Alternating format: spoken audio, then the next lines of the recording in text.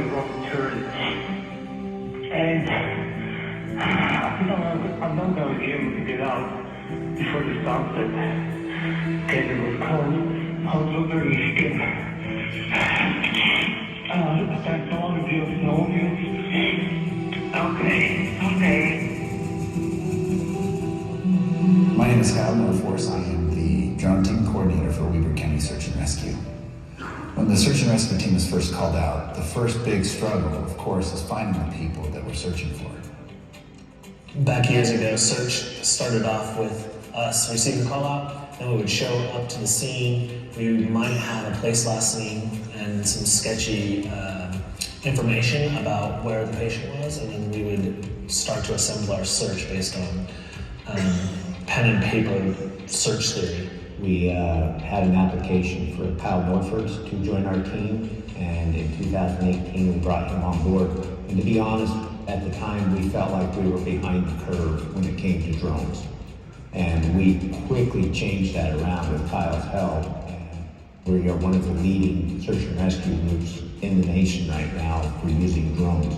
In times past, it used to take us hours and hours, if not days, to find searching for.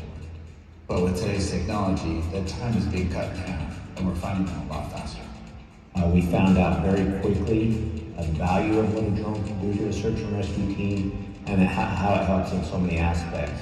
We discovered that our searches were being cut in half, and the rescue times were being cut in half. And now we've evolved to, we can go from the place last seen or ping from the cell phone and launch the drones, and in many cases, we find our patient via drone, and then the search and rescue team, or my team, can just go out and execute the rescue.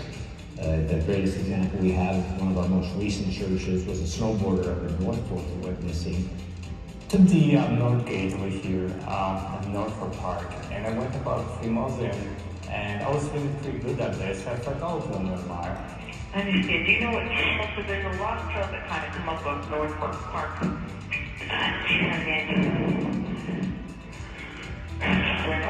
Went up, which one? And my location is jumping around, I think we can catch it correctly.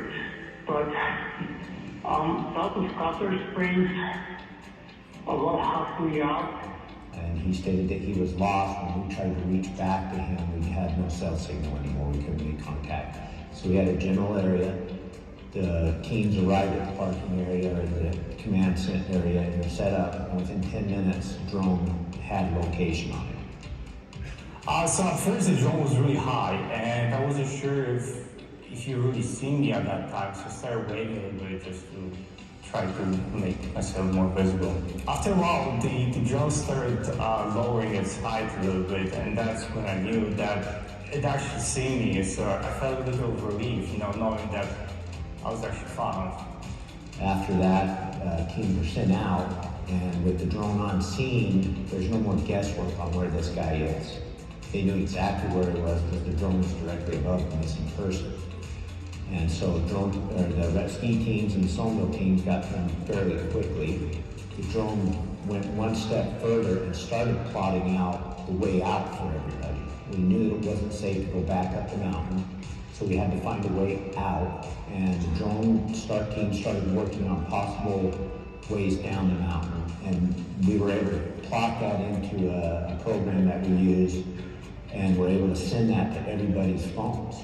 So now everybody up on the mountain could look at the phone and see the route that the drone had plotted for them to get off the mountain. It's safe to say that drones are saving lives on a daily basis. Platforms like the DJI M300 and the M30 are enabling first responders to get to those in need a lot faster.